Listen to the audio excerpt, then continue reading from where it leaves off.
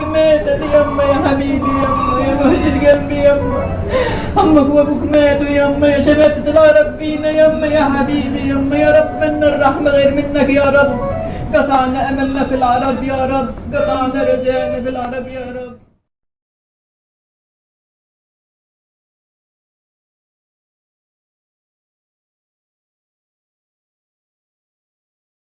اليوم في مستشفى الهلال الإماراتي، وتحديدا في قسم الحضانة العناية المركزة للمواليد.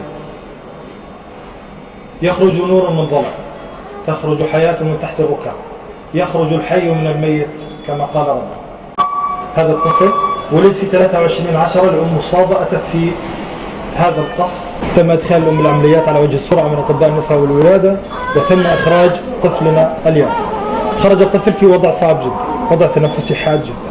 تم التعامل معه على وجه السرعة من أطباء الحضانة، ووضع الطفل على جهاز التنفس الصناعي، وبدأ الفطام تدريجيا إلى أن خرجنا بهذه النتيجة.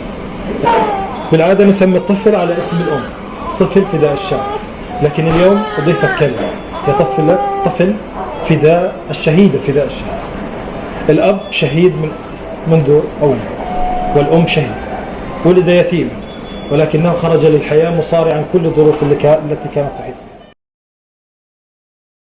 الطفل هذا الولد ساعات للقصف، يعني لما قصفت امه اخذوها على المستشفى، هيت على مستشفى الاماراتي، وفي الاماراتي هذا تمت الولاده، وتم تحويل امه بعد الولاده على مستشفى ناصر، فاستشفت هناك في ناصر.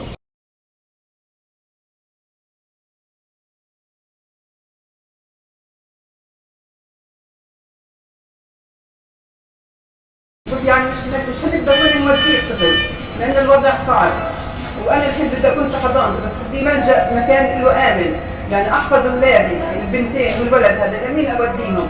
اوديه يعني لمين يرحمني فيهم؟